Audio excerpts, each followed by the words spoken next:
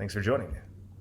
This video is on dis-ease, inner alchemy, the liberation of wisdom, and the dying parasite of the Kali Yuga. Because don't be fooled.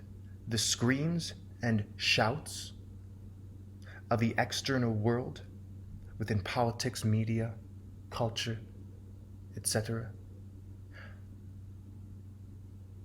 are all the result of an integration that the living souls have gone through. Let me explain.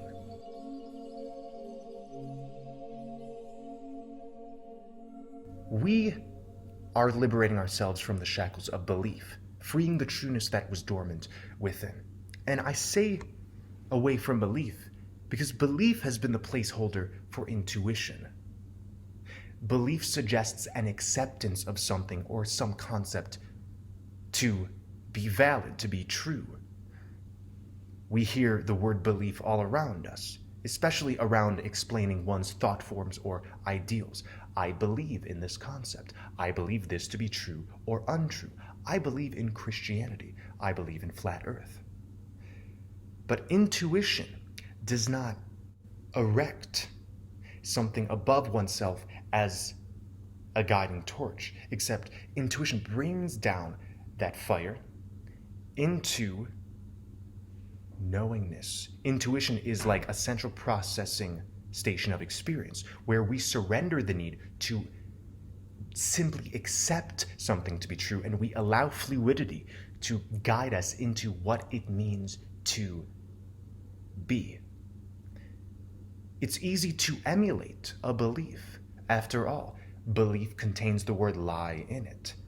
And emulation is super common in belief systems, right? All you need to do is check the box. I believe in that. When instead of emulation, we can strive for integration. Letting all of yourself coexist and therefore allowing serpent energy to rise up. What do I mean by this? A lot of people think it's scary. Serpent energy. But serpent is an anagram for present. And Kundalini energy is a very serpent-like energy. When we hone in on our ability to be in the present moment, which is present, right here, right now, we summon the serpent of our own microcosmic energy fields. So back to the parasite. Have you paid any attention to what's happening in mainstream events, in mainstream attitudes, in the health of this realm? Well, maybe you have, maybe you haven't, because most of us here are hermits. But the parasite isn't doing so hot right now. The Schumann resonance, the scientific measurement of the frequency of Earth, has been steadily rising for years. As we reclaim our divinity, our surroundings become more lifeless. Because all orchestrations have always been a product of our consent to energy extraction. This is why, in illusion, we did not identify anything truly incoherent about reality in the way we are now, right? We saw people, we observed events, all the orchestrations all around us. What's the big deal? They're just a bunch of humans. It might not be exactly what we want to see, but instead of believing such nonsense, we now recognize that the outer is nothing to merge with, unless we first recognize who we are. A parasite operates in the shadows. Looking at parasites in the body, a parasite wishes to be as covert as it can. It lodges into a particular region where it can extract energy without being seen. In this way, any motion of energetic parasitism is always rooted in fear, specifically a fear of exposure, a fear that the energy may dry up. Therefore, the motion of the parasite is a luring motion, but not an overt attack. And witnessing the media, the nature of advertising and the many scarcity-based programs here, it becomes apparent, without your agreement to the energetics which are offered, nothing happens. For example, if you don't agree to what's been said in the news, if you don't agree to buying that junk food which was advertised, if you don't agree to divide and conquer tactics in any way, then there is no game to be played. In this way, the energy extraction matrix requires your opposition for it to remain intact. But if a parasite takes too much, it gets exposed. So in this way, a parasitic nature is doomed from the beginning. It has no energy of its own to propagate. It simply wishes to redirect. And then it becomes its own demise, always. What we plainly observe during this awakening is this die-off, this demise. As we take back our consent to all systems of belief, all inversion, all rigidity, all fear, and thus all illusion, we take back the very vibrations which sustained the construct in the first place. And remember, this is a projected parasite. It is coming from our own torment, which has been reflected outside for collective release. We can liken this to throwing up. When you vomit, you see the vomit. It's right in front of you. And while it may be gross, better to get it out of you, better to be observed, better to know what it is you've gotten out that was causing a sense of dis-ease. As we integrate ourselves and tap into the intuitive spark, falsity naturally shows itself. The living souls are seeing things ever more clearly because we first and foremost are clarifying our own experiences, emotions, thoughts, and expressions. We are clarifying what's within. And when we do this, we need not even search for the truth because the truth reveals itself effortlessly. This is intuition. Dissolve the illusion within yourself. Observe it plainly without a tug or pull mechanism. Right? What's the truth? What's the truth? Hey, integrate yourself and then it will always be revealing itself over and over again, just as much as it revealed the so-called prophets in all of these texts. Right? Who's a prophet? Who's the connection to God? You are the vessel for the divine when your vessel becomes cleansed through a merging process. It's pretty fun, isn't it? So, in dividing the outer and the inner, we create tears within our being, and our adherence to this division releases energy. And where does that energy go? Right outside of you. Right outside of you. But again, don't be fooled.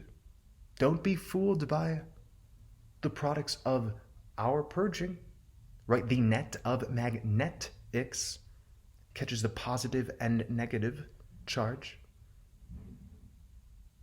It's very simple, almost too simple. This is just like the series The Dark Crystal, Age of Resistance. I have a full video on that on Flat Earth Paradise, but let's revisit it. The Skeksis, who are considered the bad guys, they've built up trust in the world of Thra to operate in the shadows.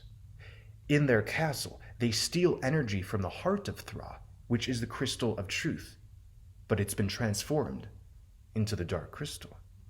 They actively drain the essence out of Gelfling. They eat to their guts' content, but there's a catch.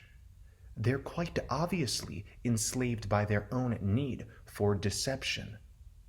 And as the series progresses, they further become fearful about exposition.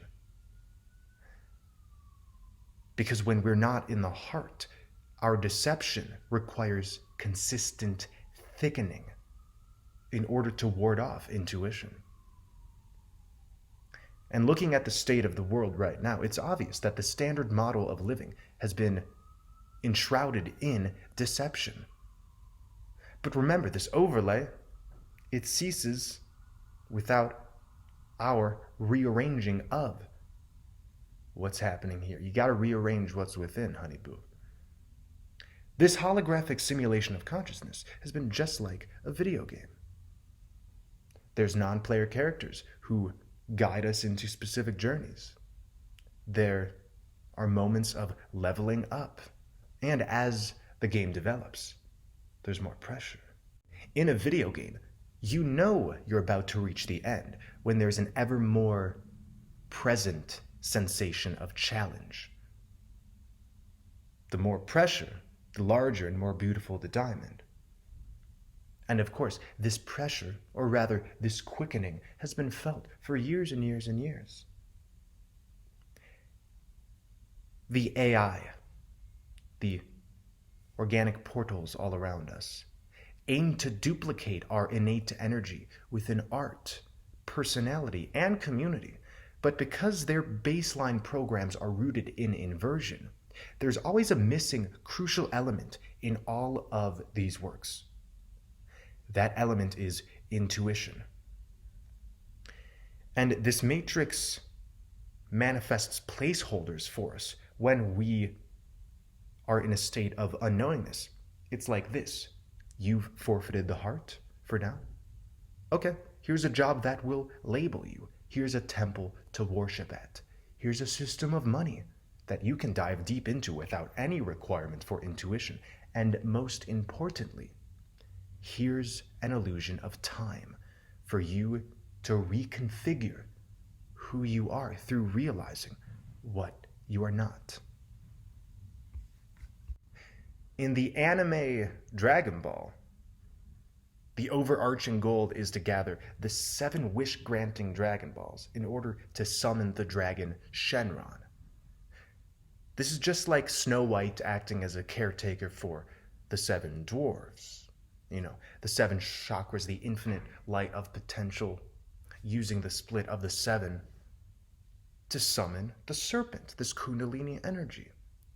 And interestingly, Shenron in Dragon Ball is said to live at the center of the earth, which is the center of ourselves. And Shenron's image, yeah, he's a dragon, but it's very much like that of a serpent. There's no coincidences. When we collect all of our energy, reintegrating it back into ourselves, we summon the serpent, the Kundalini, the dragon at the center of the earth, which unleashes the aurora. And this process is well underway. One of the symbols of wisdom has been the owl. And the owl goes hoot, hoot. And it's fun. It's a god-darn hoot to integrate yourself.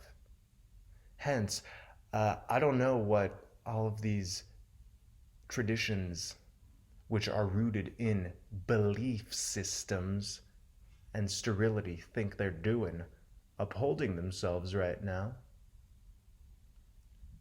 Because it's a fun attitude that we unlock when we realize our divinity.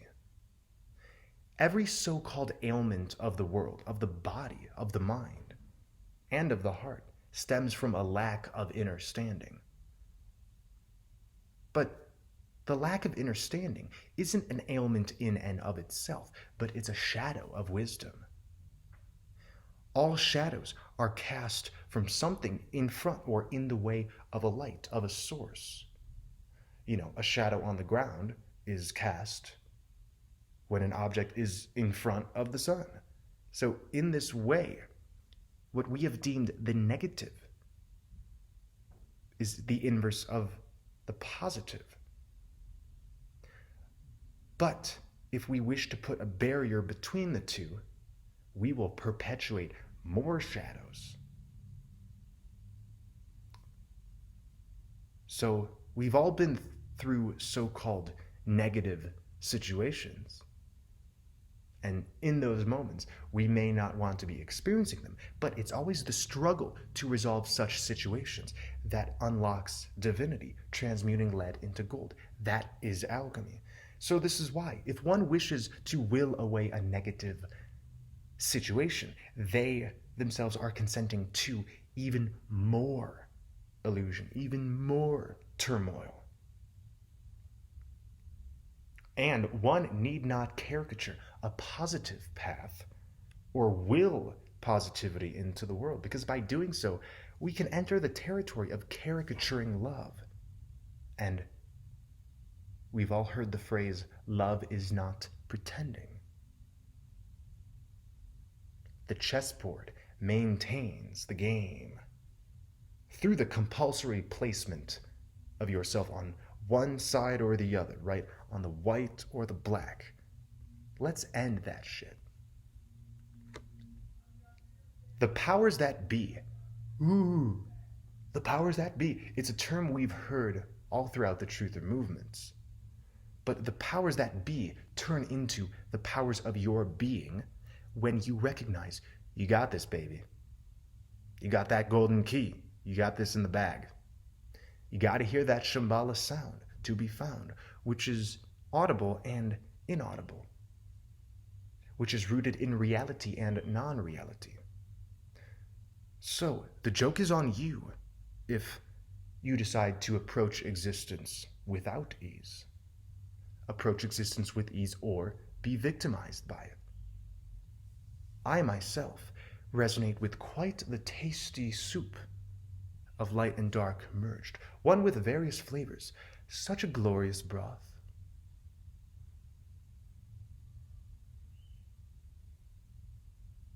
Everything has been designed.